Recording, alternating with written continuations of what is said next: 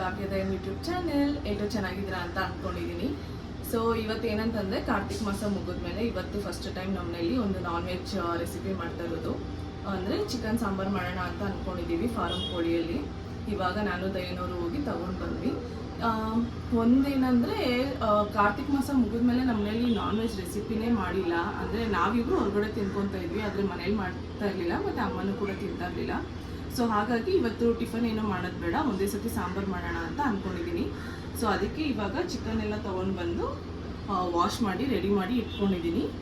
ಇದನ್ನು ಫಸ್ಟ್ ಈಗ ಕುಕ್ಕರಿಗೆ ಹಾಕ್ತೀನಿ, ಯಾಕಂತಂದರೆ ಇದು ಬೇಯಬೇಕು. ಅಂದರೆ ಬಾಯ್ಲರ್ ಕೋಳಿ ಎಲ್ಲ ಆದರೆ ಬೇಗ ಬೆಂದೋಗುತ್ತೆ, ಹಾಗೆ ನಾರ್ಮಲಾಗಿ ಬೇಯಿಸ್ಕೊಳ್ಬೋದು ಒಂದೇ ಸತಿ ಡೈರೆಕ್ಟಾಗಿ ಪಾತ್ರೆಯಲ್ಲಿ. ಆದರೆ ಇದೆಲ್ಲ ಬೇಯೋದಿಲ್ಲ, ಸ್ವಲ್ಪ ಲೇಟ್ ಆಗುತ್ತೆ.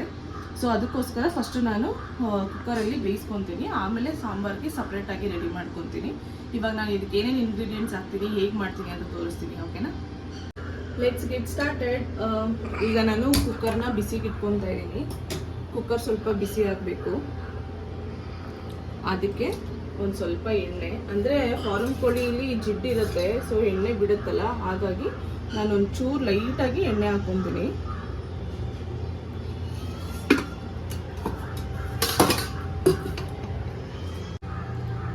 ಎಣ್ಣೆ ಬಿಸಿ ಆಗಿದೆ. ಇವಾಗ ಇದಕ್ಕೆ ನಾನು ಅರ್ಧ ಕಟ್ ಮಾಡಿ ಇಟ್ಕೊಂಡಿರೋಂಥ ಈರುಳ್ಳಿ ಹಾಕ್ತಾ ಇದ್ದೀನಿ.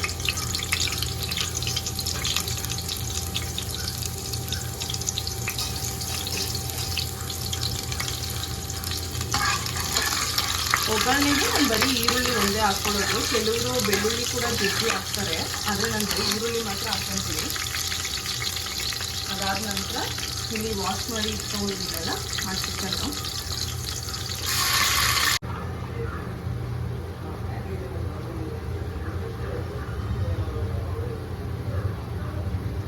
ಚಿಕನ್ನ ಈಗ ಕುಕ್ಕರಿಗೆ ಹಾಕಿದ್ದೀನಿ ಒಗ್ಗರಣೆಗೆ. ಇದಕ್ಕೆ 1 ಸ್ಪೂನ್ ಅಷ್ಟು ಅರಿಶಿನ ಪುಡಿ.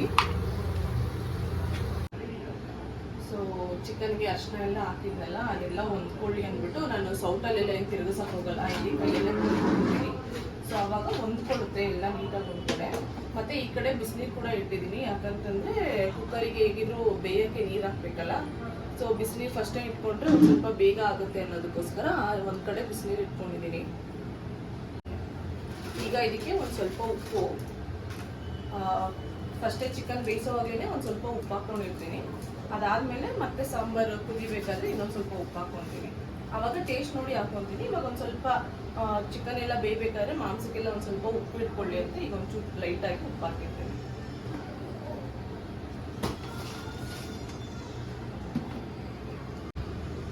ಇದು ಮನೆಯಲ್ಲೇ ಮಾಡಿರೋವಂಥ ಧನಿಯಾ ಪುಡಿ. ನಾರ್ಮಲ್ ಆಗಿ ಕೆಲವ್ರ ಮನೆಯಲ್ಲಿ ಧನಿಯಾ ಪುಡಿ ಅಂದರೆ ಬರೀ ಧನಿಯಾ ಬೀಜ ಮಾತ್ರ ಬಿಡಿಸಿರ್ತಾರಲ್ಲ, ಸೊ ಅದು ಗ್ರೀನ್ ಆಗಿ ಕಾಣುತ್ತೆ.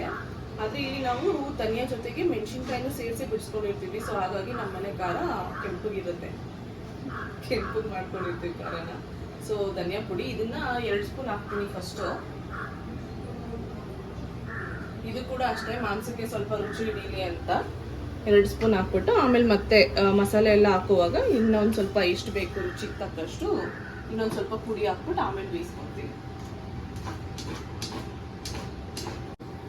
ಇವಾಗ ಚಿಕನ್ಗೆ ಉಪ್ಪು ಖಾರ ಎಲ್ಲ ಹೊಂದಿಸ್ಕೊಂಡಿದ್ದೀನಿ. 1-2 ಸತಿ ಹಿಂಗೆ ಕುಲ್ಕಿ ಮೇಲೆ ಕೆಳಗೆ ಮಾಂಸನೆಲ್ಲ ಮಾಡಿದ್ರೆ ಒಂದು ಕ್ಲೀನಾಗಿ ಹೊಂದ್ಕೊಳ್ಳುತ್ತೆ. ಇವಾಗ ಇದ್ರದ್ದು ಕುಕ್ಕರ್ ಮುಚ್ಚೋಣ. ಸೊ ಇಲ್ಲಿ ನಾನು ಬಿಸಿನೀರು ಕಾಯಿಸ್ಕೊಂಡಿದ್ದೀನಲ್ವ, ಇದನ್ನು ಹಾಕ್ತೀನಿ. ಚಿಕನ್ ಬೇಯೋಷ್ಟು ಹಾಕಿದ್ರೆ ಸಾಕು.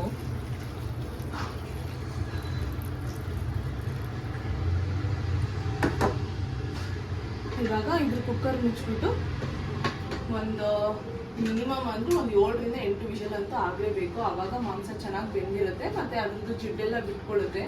ಆವಾಗ ನಮಗೆ ಸಾರು ತಿನ್ನೋಕ್ಕೆ ಟೇಸ್ಟ್ ಚೆನ್ನಾಗಿರುತ್ತೆ. ಸೊ ಹಾಗಾಗಿ ಇದೊಂದು 7-8 ವಿಷಲ್ ಆಗಲಿ. ಅದಾದಮೇಲೆ ನಾನು ನೆಕ್ಸ್ಟ್ ಏನು ಮಾಡ್ತೀನಿ ಅಂತ ತೋರಿಸ್ತೀನಿ. ಒಂದು ಕಡೆ ಚಿಕನ್ ಬೇಯಕ್ಕೆ ಇಟ್ಟಿದ್ದೀನಿ. ಸೊ ಚಿಕನ್ ಬೇಯೋಷ್ಟೊತ್ತಿಗೆ ಅನ್ನನೂ ಆಗ್ಬಿಡಿ ಅಂತ ಇನ್ನೊಂದು ಕಡೆ ಅನ್ನಕ್ಕೂ ಕೂಡ ಇಟ್ಟಿದ್ದೀನಿ.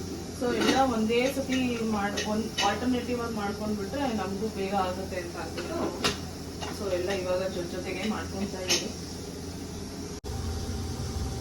ಈಗ ಅಲ್ಲಿ ಕುಕ್ಕರ್ ಇಟ್ಟಿದ್ದೀನಲ್ಲ, ಸೊ ಅದು ಕೂಗೋಷ್ಟೊತ್ತಿಗೆ ಮಸಾಲೆನೂ ಕೂಡ ರೆಡಿ ಮಾಡ್ಕೊಳ್ಳೋಣ ಅಂತ ಅಂದ್ಬಿಟ್ಟು ಮಾಡ್ಕೊತಾ ಇದ್ದೀನಿ. ಏನಂತಂದರೆ ಈಗ ನಾವು ತೊಗೊಂಡು ಬಂದಿರೋದು 2 kg ಚಿಕನ್ನು. ಅದಕ್ಕೆ ನಾನು ಹಾಕೋದು ಒಂದು ಮೀಡಿಯಮ್ ಕಾಯಲ್ಲಿ ಅರ್ಧ ಭಾಗದಷ್ಟು ಕಾಯಿನ ಹಾಕ್ಕೊತೀನಿ.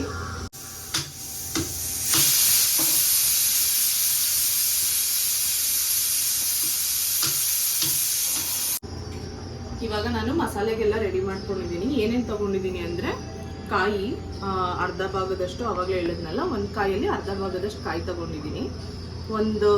ಒಂದು ಮುಷ್ಟಿಯಲ್ಲಿ ಮುಕ್ಕಾಲು ಮುಷ್ಟಿಯಷ್ಟು ಪುದೀನ, ಒಂದು ಅರ್ಧ ಮುಷ್ಟಿಯಷ್ಟು ಕೊತ್ತಂಬರಿ, ಈರುಳ್ಳಿಲಿ ಒಂದು ಅರ್ಧ ಈರುಳ್ಳಿ, ಯಾಕಂದರೆ ಈರುಳ್ಳಿ ಜಾಸ್ತಿ ಹಾಕಿದ್ರೆ ಸಾರು ಸಿಹಿ ಆಗಿಬಿಡುತ್ತೆ ಅಂತ.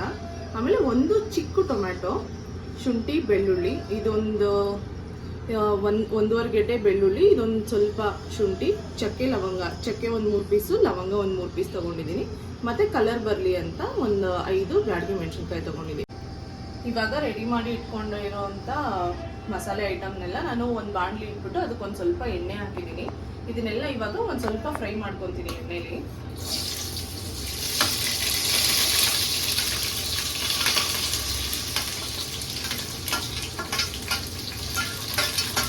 ಅಂದರೆ ಕೆಲವೊಂದು ನಾನು ಏನು ಮಾಡ್ತೀನಿ ಅಂದರೆ ಫ್ರೈ ಮಾಡಿ ಕೂಡ ಮಿಕ್ಸಿ ಮಾಡ್ತೀನಿ, ಇಲ್ಲ ಅಂತಂದರೆ ಹಂಗೆ ಡೈರೆಕ್ಟಾಗಿ ಏನೇನು ರೆಡಿ ಮಾಡ್ಕೊಂಡು ಇಟ್ಕೊಂಡಿದ್ದೀನಿ ಈ ಐಟಮ್ನೆಲ್ಲ ಹಾಗೇ ಡೈರೆಕ್ಟಾಗಿ ಮಿಕ್ಸಿ ಜಾರ್ಗೆ ಹಾಕ್ಬಿಟ್ಟು ಕೂಡ ಗ್ರೈಂಡ್ ಮಾಡ್ಕೊತೀನಿ. ಇವತ್ತು ಸ್ವಲ್ಪ ಫ್ರೈ ಮಾಡಿಬಿಟ್ಟು ಆಮೇಲೆ ಗ್ರೈಂಡ್ ಮಾಡಿ ಸಾಂಬಾರು ಮಾಡೋಣ ಅಂತ ಅಂದ್ಕೊಂಡು ಇದಕ್ಕೆ ಹಾಕಿದ್ದೀನಿ. ಆಮೇಲೆ ಏನಂತಂದರೆ ಇನ್ನು ಸ್ವಲ್ಪ ಜನ ಏನು ಮಾಡ್ತಾರೆ ಅಂತಂದರೆ ಇದಕ್ಕೆ ಸ್ವಲ್ಪ ಕಡಲೆ, ಗಸಗಸೆ ಅದೆಲ್ಲ ಹಾಕ್ತಾರೆ. ಬಟ್ ನನಗೆ ಕಡಲೆ, ಗಸಗಸೆ ಎಲ್ಲ ಹಾಕಿ ಮಾಡೋದು ಅಷ್ಟು ಇಷ್ಟ ಆಗಲ್ಲ, ಯಾಕಂದರೆ ಸಾರು ಸ್ವಲ್ಪ ಗಟ್ಟಿ ಬಂದುಬಿಡುತ್ತೆ. ಚಿಕನ್ ಸಾರು, ಮಟನ್ ಸಾರೆಲ್ಲ ಏನಿದೆ ಅಂತಂದರೆ ಸ್ವಲ್ಪ ತೆಳ್ಳಗಿದ್ದಷ್ಟು ಚೆನ್ನಾಗಿರುತ್ತೆ ಟೇಸ್ಟು. ಅದಕ್ಕೋಸ್ಕರ ಅದೆಲ್ಲ ಹಾಕಿದ್ರೆ ಗಟ್ಟಿ ಬರುತ್ತೆ, ಮತ್ತು ಸಾರು ಸ್ವಲ್ಪ ವೈಟ್ ಆಗಿಬಿಡುತ್ತೆ ಅಂತ ಅಂದ್ಬಿಟ್ಟು ನಾನು ಅದೆಲ್ಲ ಏನೂ ಹಾಕಲ್ಲ, ಅದನ್ನೆಲ್ಲ ಸ್ಕಿಪ್ ಮಾಡ್ತೀನಿ. ಇಷ್ಟೇ ನಾನು ಹಾಕೋದು ಮಸಾಲೆ ಎಲ್ಲ ಸಿಂಪಲ್ಲಾಗಿ ಚೆನ್ನಾಗಿರುತ್ತೆ. ಜಾಸ್ತಿ ಇಂಗ್ರೀಡಿಯೆಂಟ್ಸು ಇರಬಾರ್ದು, ಜಾಸ್ತಿ ಹೆವಿ ಅಂತಲೂ ಅನ್ನಿಸ್ಬಾರ್ದು. ಸೊ ಅದಕ್ಕೆ ಇಷ್ಟ ಹಾಕ್ಬಿಟ್ಟು ಇದನ್ನು ಮಾಡ್ತೀನಿ. ಫಸ್ಟ್ ಟೈಮ್ ಫ್ರೈ ಮಾಡೋರೆಲ್ಲ ಸಿಂಪಲ್ಲಾಗಿ ಮಾಡ್ಕೊಳ್ಳಿ, ಯಾಕಂತಂದರೆ ನನಗೆ ಅನ್ಸೋ ಪ್ರಕಾರ ಇದಕ್ಕಿಂತ ಜಾಸ್ತಿನೂ ಐಟಮ್ಸ್ ಹಾಕ್ಬಿಟ್ಟು ಸಾಂಬಾರು ಮಾಡ್ಬೋದು, ಇದನ್ನ ಚೆನ್ನಾಗಿ ಬರ್ಬೋದು. ಆದರೆ ಈಗ ಫಸ್ಟ್ ಟೈಮ್ ಈಗ ತಾನೇ ಅಡುಗೆ ಕಲಿತಾ ಇರ್ತಾರೆ, ತುಂಬ ಜಾಸ್ತಿ ಇಂಗ್ರೀಡಿಯೆಂಟ್ಸ್ ಎಲ್ಲ ಅವ್ರಿಗೆ ನೆನಪಿಟ್ಕೊಳ್ಳೋದಕ್ಕೆ ಬರೋದಿಲ್ಲ. ಆ ಥರ ಇರೋರು ಇಷ್ಟೇ ಸಿಂಪಲಾಗಿ ಐಟಮ್ಸ್ ಹಾಕ್ಕೊಳ್ಳಿ ಸಾಕು, ತುಂಬ ಚೆನ್ನಾಗಿ ಬರುತ್ತೆ ಸಾಂಬಾರು. ಓಕೆನಾ? ಈ ಥರನೇ ಒಂದು ಫ್ರೈ ಮಾಡ್ಕೊಳ್ಳಿ. ಜಾಸ್ತಿ ಇದೆಲ್ಲ ಏನು ಫ್ರೈ ಆಗೋ ಅನ್ಸೋದು ಏನು ಬೇಡ, ಒಂದು ಸ್ವಲ್ಪ ಲೈಟಾಗಿ ಅದು ಕಾಯ್ದು ಮಸಾಲದೆಲ್ಲ ಘಮ ಬರುತ್ತೆ ನಿಮಗೆ. ಆ ಘಮ ಬರೋವರೆಗೂ ಒಂದು ಸ್ವಲ್ಪ ಫ್ರೈ ಮಾಡಿಕೊಂಡ್ರೆ ಸಾಕು. ಅದಾದಮೇಲೆ ಒಂದು ಸ್ವಲ್ಪ ಆರಿದ್ಮೇಲೆ ತೆಗೆದು ಮಿಕ್ಸಿ ಮಾಡಿಕೊಂಡ್ರೆ ಓಕೆ. ಈಗ ನಾನು ಫ್ರೈ ಮಾಡ್ಕೊತಾ ಇರೋಂಥ ಮಸಾಲೆ ಎಲ್ಲ ಅದು ನನಗೆ ಘಮ ಬರುತ್ತೆ ಅಂತ ಹೇಳಿದ್ನಲ್ಲ, ಸೊ ಆ ಘಮ ಬರೋದಕ್ಕೆ ಸ್ಟಾರ್ಟ್ ಆಯಿತು. ಸೊ ಇವಾಗ ನಾನು ಸ್ಟವ್ ಆಫ್ ಮಾಡಿ ಇದನ್ನು ಒಂದು ಸ್ವಲ್ಪ ಹೊತ್ತು ಆರಕ್ಕೆ ಬಿಡ್ತೀನಿ. ಇದೆಲ್ಲ ಒಂದು ಸ್ವಲ್ಪ ಲೈಟಾಗಿ ತಣ್ಣಗಾದ್ಮೇಲೆ ಮಿಕ್ಸಿ ಮಾಡ್ಕೊಳ್ಳೋಣ. ಹುರಿದಿಟ್ಕೊಂಡಿರೋ ಅಂಥ ಈ ಮಸಾಲೆ ಎಲ್ಲ ಆರಿದೆ. ಸೊ ಇವಾಗ ನಾನು ಜಾರ್ಗೆ ಹಾಕ್ಕೊಂಡು ಇದನ್ನು ಅಂದರೆ ನೈಸ್ ಆಗಬೇಕು ಮಸಾಲೆ, ಅಲ್ಲಿವರೆಗೂ ನಾನು ಇದನ್ನು ಗ್ರೈಂಡ್ ಮಾಡ್ಕೊತೀನಿ. ಮಸಾಲೆನೆಲ್ಲ ಜಾರಿಗೆ ಹಾಕಿದ್ನಲ್ವ, ಅದನ್ನೆಲ್ಲ ಇವಾಗ ನೈಸಾಗಿ ರುಬ್ಕೊತೀನಿ. ಕುಕ್ಕರಲ್ಲಿ ಬೇಯಿಸ್ಕೊಂಡಿದ್ವಲ್ಲ ಚಿಕನ್ನು, ಅದೆಲ್ಲ ಚೆನ್ನಾಗಿ ಬೆಂದಿದೆ. ಸೊ ಇದರಲ್ಲೇ ಸಾಂಬಾರು ಹೆಚ್ಚಿಸೋಕ್ಕೆ ಆಗಲ್ಲ, ಯಾಕಂದರೆ ಕುಕ್ಕರಲ್ಲಿ ಬರೀ ಚಿಕನ್ ಮಾತ್ರ ಬೇಯಿಸ್ಕೊಳ್ಳೋಕ್ಕಾಗಷ್ಟು ಮಾತ್ರ ನಾನು ಇಟ್ಟಿದ್ದು. ಸೊ ಅದಕ್ಕೆ ಇದನ್ನು ಒಂದು ತಪ್ಪಲೆಗೆ ಶಿಫ್ಟ್ ಮಾಡ್ಕೊತೀನಿ. ಇದರಲ್ಲಿ ಮಸಾಲೆ ಎಲ್ಲ ಹಾಕ್ಬಿಟ್ಟು ಸಾಂಬಾರನ್ನ ಹೆಚ್ಚಿಸ್ಕೊತೀನಿ. ಮಸಾಲೆ ಎಲ್ಲ ರುಬ್ಕೊಂಡಿದ್ದಲ್ಲ, ಅದೆಲ್ಲ ನೈಸ್ಗಾಗಿದೆ. ಸೊ ಇದನ್ನು ಕೂಡ ಇವಾಗ ತಪ್ಪಲೆಗೆ ಹಾಕ್ಕೊಂಡು